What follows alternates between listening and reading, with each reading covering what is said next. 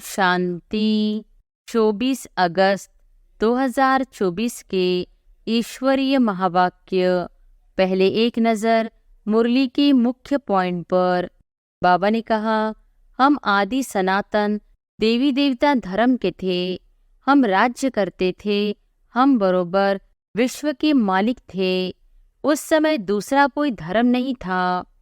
रावण राज्य में आ गए तो देवी देवता कहलाने के लायक न रहे, इसलिए धर्म ही दूसरा समझ लिया। और किसका भी धर्म बदलता नहीं है। सारे सृष्टि चक्र का नॉलेज तुम बच्चों को ही है। इसको कहते हैं ज्ञान विज्ञान। विज्ञान भवन नाम भला रखा है, परंतु बाप उसका अर्थ समझाते हैं। ज्ञान और योग, रचता और रचना के आदि मध्य अंत का ज्ञान।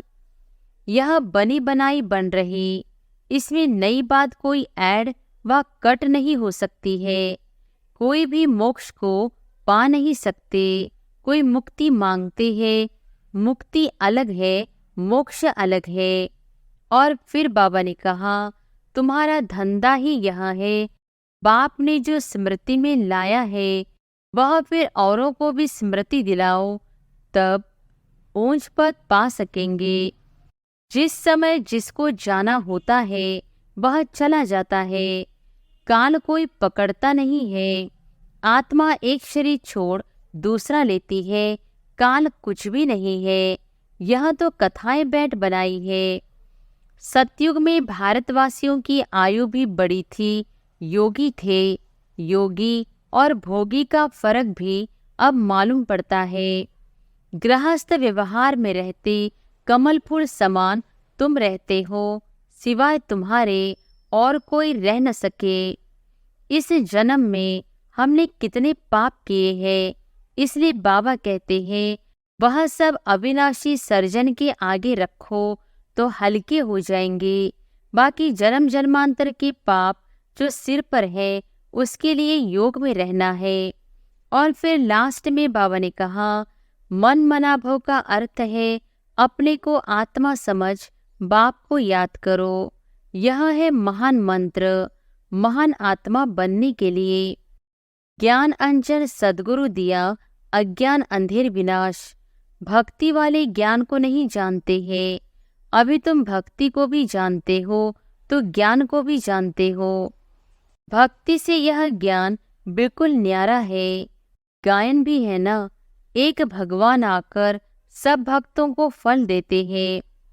एक दो को यही सावधानी देते रहो, घूमने फिरने आपस में जाओ तो भी यह बातें करो।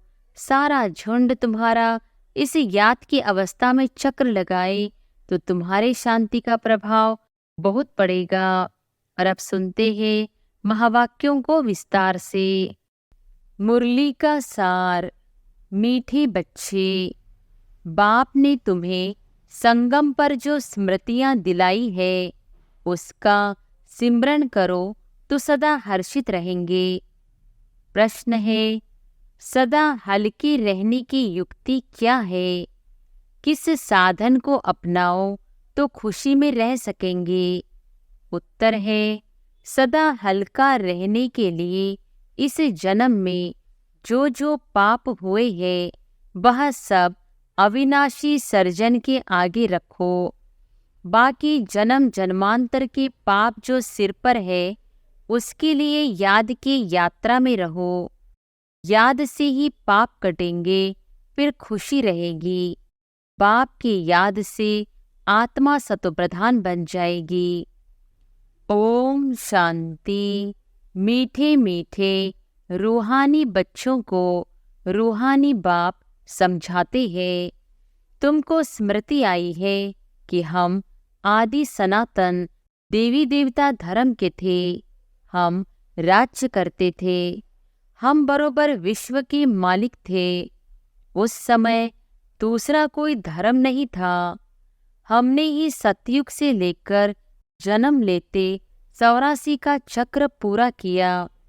सारे झाड़ की स्मृति आई है। हम देवता थे, फिर रावण राज्य में आ गए। तो देवी देवता कहलाने के लायक न रहे, इसलिए धर्म ही दूसरा समझ लिया।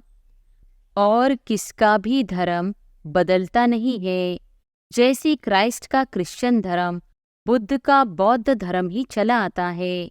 सबकी बुद्धि में है, बुद्ध ने फलाने टाइम धर्म स्थापन किया। हिंदुओं को अपने धर्म का पता ही नहीं है कि हमारा हिंदू धर्म कब से शुरू हुआ, किसने बनाया। लाखों वर्ष कह देते। सारे सृष्टि चक्र का नॉलेज तुम बच्चों को ही है। इसको कहते हैं ज्ञान विज्ञान। उन्होंने विज्ञान भवन नाम भले रखा है, परंतु बाप उसका अर्थ समझाते हैं। ज्ञान और योग, रचता और रचना के आदि मध्य अंत का ज्ञान। अभी तुम समझते हो कि हम भी नहीं जानते थे, नास्तिक थे। सतयुग में तो यह ज्ञान हो नहीं सकता। अभी तुमको टीचर ने पढ़ाया है, पढ़कर तुमको राज्य भाग्य मिलता है, क्योंकि तुमको रहने के लिए नई सृष्टि चाहिए। इस पुरानी सृष्टि में तो पवित्र देवी देवताएं पैर रख न सके। बाप आकर तुम्हारे लिए पुरानी दुनिया का विनाश कर नई दुनिया स्थापन करते हैं। हमारे लिए विनाश जरूर होना है। कल्प कल्पांतर हम यह पाड़ बजाते हैं। बाबा पूछते हैं आगे कब मिले हो, तो कहते हैं बाबा हर कल्प मिलते हैं आपसे राज्य भाग्य लेने। कल्प पहले भी बेहद सुख का राज्य भाग्य मिला था। यह सब बातें जो स्मृति में आई है, अब उनका सिमरन होना चाहिए, जिसको बाबा स्वदर्शन चक्र कहते हैं। हम पहले सतोप्रधान थे।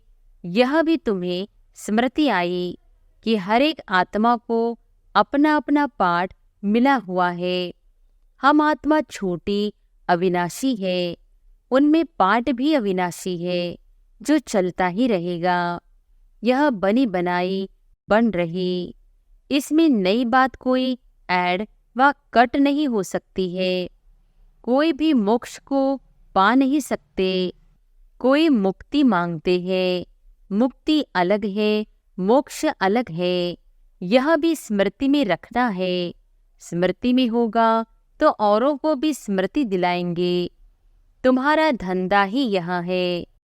बाप ने जो स्मृति में लाया है, वह फिर औरों को भी स्मृति दिलाओ, तब ऊंच पद पा सकेंगे। ऊंच पद पाने के लिए बहुत मेहनत करनी है। मुख्य मेहनत है योग की। यह है याद की यात्रा, जो बाप के सिवाय और कोई सिखला नहीं सकते। अभी तुम मनुष्य से देवता बनने की पढ़ाई पढ़ते हो। तुम जानते हो कि हम फिर से नई दुनिया में जाएंगे। उसका नाम ही है अमर लोक। यह है मृत्यु लोक। यहाँ तो अचानक बैठे बैठे मौत आ जाता है। वहाँ मृत्यु का नाम निशान नहीं, क्योंकि आत्मा को तो वास्तव में काल खाता नहीं। कोई मिठाई की चीज थोड़ी है। ड्रामा अनुसार जब समय होता है तो आत्मा चली जाती है। जिस समय जिसको जाना होता है वह चला जाता है। काल कोई पकड़ता नहीं है। आत्मा एक शरीर छोड़ दूसरा लेती है। काल कुछ भी नहीं है। यह तो कथाएं बैठ बनाई है। वह है अमर लोक। वहाँ निरोगी काया रहती है। सतयुग में भारतवासियों की आयु भी बड़ी थी, योगी थे। योगी और भोगी का फर्क भी अब मालूम पड़ता है। तुम्हारी आयु वृद्धि को पा रही है। जितना तुम योग में रहेंगे उतना पाप भस्म होंगे और पद भी ऊंच मिलेगा। आयु भी बड़ी होगी। यथा राजा रानी आयु पूरी कर शरीर छोड़ते हैं। प्रजा का भी ऐसा होता है, परंतु पद का फर्क है। अब बाप तुमको कहते हैं स्वदर्शन चक्रधारी बच्चों, यह अलंकार तुम्हारे हैं। गृहस्थ व्यवहार में रहते कमल फूल समान तुम रहते हो। सिवाय तुम्हारे और कोई रह न सके। यह भी स्मृति आई है कि इस जन्म में हमने कितने पाप किए हैं। इसलिए बाबा कहते हैं, वह सब अविनाशी सर्जन के आगे रखो तो हल्के हो जाएंगे। बाकी जन्म जन्मांतर के पाप जो सिर पर है, उसके लिए योग में रहना है। योग से ही पाप कटेंगे और खुशी भी रहेगी। बाप की याद से सतोप्रधान बन जाएंगे। मालूम है कि हम याद से यह बनेंगे तो कौन याद नहीं करेगा। परंतु यह युद्ध का मैदान है, मेहनत करनी पड़ती है इतना ऊंच पद पाने के लिए। यह भी बच्चों को स्मृति आई है कि बेहद के बाप से हम ऊंचते ऊंच वर्षा लेते हैं, कलप कलप लेते हैं। तुम्हारे पास बहुत आएंगे, आकर महामंत्र लेंगे। मन मना भव का, मन मना भव का अर्थ है अपने को आत्मा समझ बाप को याद करो। यह है महान मंत्र महान आत्मा बनाने के लिए। वह कोई महात्मा है नहीं। महात्मा तो वास्तव में श्री कृष्ण को कहा जाता है, क्योंकि वह पवित्र है। देवताएं सदैव पवित्र रहते हैं। देवताओं का है प्रवृत्ति मार्ग, सन्यासियों का है निवृत्ति मार्ग। स्त्रियां तो धक्के खा न सके। यह सब अभी कलयुग में खराबियां हो गई है। स्त्रियों को भी सन्यासी बनाकर ले जाते हैं, फिर भी उन्हों की पवित्रता पर भारत थमा रहता है। जैसे पुराने मकान को पोछी आदि लगाई जाती है तो जैसे नया बन जाता है, यह सन्यासी भी पोछी दे कुछ बचाव करते हैं। परंतु बाप कहते हैं, वह धर्म ही अलग है, पवित्र बनते हैं। भारत खंड में ही इतने देवी देवताओं के मंदिर भक्ति आदि है। यह भी खेद है जिसका वृत्तांत तुम बताते हो। भक्ति मार्ग के लिए यह सब भी चाहिए ना। एक शिव के ही कितने नाम रख दिए हैं। नाम पर मंदिर बनता गया है। ढेर के ढेर मंदिर है। कितना खर्चा होता है, मिलता फिर भी आधा कल्प का सुख है। बस बहुत पैसे लगाते हैं, मूर्तियां टूट फूट जाती है। वहां तो मंदिर आदि की दरकार नहीं है। यह भी अभी स्मृति आई है कि आधा कल्प भक्ति चलती है, आधा कल्प फिर भक्ति का नाम नहीं। बाप कितने स्मृति दिलाते हैं। इस वैरायटी झाड़ की सिर्फ कलयुग की आयु ही 40,000 वर्ष हो, फिर तो कृष्ण आदि की आयु भी बहुत बढ़ जाए। बाप समझाते हैं, क्रिश्चियन धर्म की इतनी ही लिमिट है। यह जानते हैं क्राइस्ट को इतना समय हुआ है, फलाने को इतना समय हुआ धर्म स्थापन किए, लेकिन फिर जाएंगे कब यह पता नहीं है। कल्प की आयु ही लंबी कर दी है। अभी तुम जानते हो यह तो विनाश की तैयारियां हो रही है। उन्हों की है साइंस, तुम्हारी है साइलेंस। तुम जितना साइलेंस में जाएंगे उतना वह विनाश के लिए अच्छी अच्छी चीजें तैयार करते रहेंगे। दिन प्रतिदिन महीन चीजें बनाते रहते हैं। तुमको अंदर में खुशी होती है, बाबा तो हमारे लिए नई दुनिया बनाने आए। तो अब हम पुराने दुनिया में थोड़े ही रहेंगे। कमाल है बाबा की। बाबा आपके स्वर्ग स्थापन करने की तो कमाल है। अभी तुमको सारी स्मृति आई है। वह तो रचता और रचना के आदि मध्य अंत को जानते ही नहीं है। तुम जानते हो तुम कितनी रोशनी में हो। मनुष्य तो घोर अंधियारे में है। फर्क है ना। ज्ञान अंजन सद्गुरु दिया, अज्ञान अंधेर विनाश। भक्ति वाले ज्ञान को नहीं जानते हैं। अभी तुम भक्ति को भी जानते हो तो ज्ञान को भी जानते हो। सारी स्मृति आई है।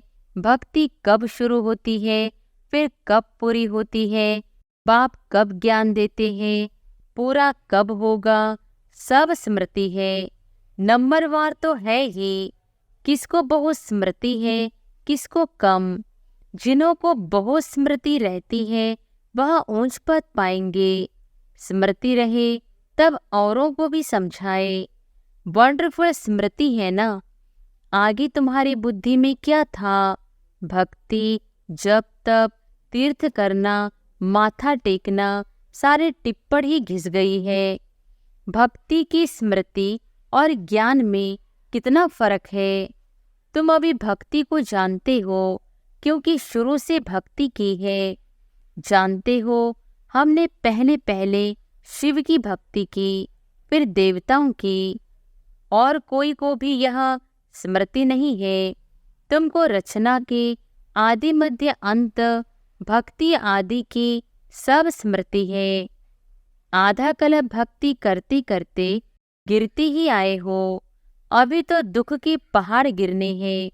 तुम बच्चों को पुरुषार्थ करना है। यह गिरने से पहले हम याद की यात्रा से विकर्म विनाश करें। सबको तुम यही समझाते हो। तुम्हारे पास हजारों आते हैं। तुम मेहनत करते हो भाई बहनों को रास्ता बताने की। ज्ञान और भक्ति की स्मृति आई है। गोया तुम सारे ड्रामा को नंबरवार पुरुषार्थ अनुसार जान गए हो। जो जितना अच्छी रीति जानते हैं वह समझा भी सकते हैं। समझाना तो बच्चों को ही है। गायन भी है। सन शोज फादर, बाप बच्चों को समझाएंगे, बच्चे फिर और भाइयों को समझाएंगे। आत्माओं को समझाते हो ना। भक्ति से यह ज्ञान बिल्कुल न्यारा है। गायन भी है ना। एक भगवान आकर सब भक्तों को फल देते हैं। एक बाप के सब बच्चे हैं। बाप कहते, मैं सब बच्चों को शांतिधाम सुखधाम में ले जाता हूँ। कल्प कल्प का यह ज्ञान भी तुमको अभी है, वहाँ नहीं होगा। तुम पतित बनते हो तो पावन बनाने के लिए बाप तुम पर कितनी मेहनत करते हैं। इसलिए गायन है, कुर्बान जाऊं, वारी जाऊं। किस पर? बाप पर। फिर बाप मिसाल बताते हैं, यह कुर्बान कैसे गया। फॉलो इस सैंपल को करो। यही फिर लक्ष्मी नारायण बनते हैं। अगर इतना ऊंच पद पाना है तो ऐसा कुर्बान जाना है। साहूकार कभी कुर्बान हो न सके। यहाँ तो स्वाहा करना पड़े। साहूकार को स्मृति जरूर आएगी। गायन भी है ना। अंत काल जो स्त्री सिमरे। इतने सब पैसे क्या करेंगे? कोई लेगा ही नहीं, क्योंकि सब खत्म हो जाने हैं। मैं भी लेकर क्या करूँगा? शरीर सहित सब कुछ खलास होना है। आप मुए, मर गई दुनिया। यह धन आदि कुछ भी नहीं रहेगा।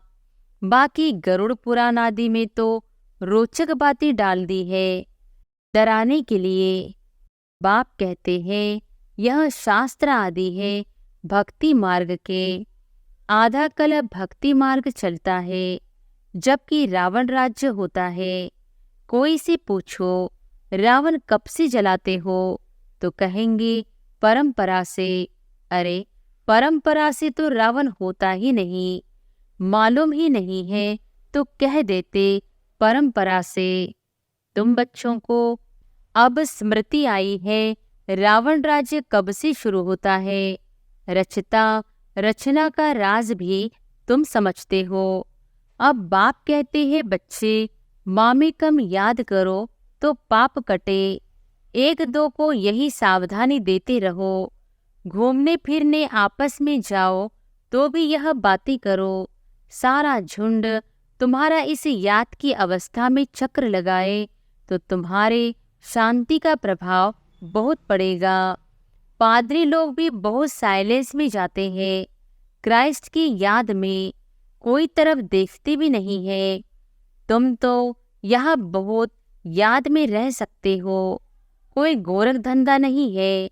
बहुत अच्छा वायुमंडल है। बाहर में तो बहुत छीछी वायुमंडल रहता है। इसलिए सन्यासियों के आश्रम भी बहुत दूर दूर होते हैं। तुम्हारा तो है ही बेहद का सन्यास। पुरानी दुनिया अब गई की गई। यह कब्रिस्तान है, फिर परिस्तान होना है। वहाँ हीरे जवाहरों के महल बनेंगे। यह लक्ष्मी नारायण परिस्तान के मालिक थे ना, अब नहीं है। बाप कहते हैं मैं कलब कलब कलब के संगम युगे आता हूँ। यह सारा चक्र रिपीट होता ही रहता है। इस समय तुमको सब स्मृति आई है, जबकि बाप ने स्मृति दिलाई है। आगे कुछ भी बुद्धि में नहीं था।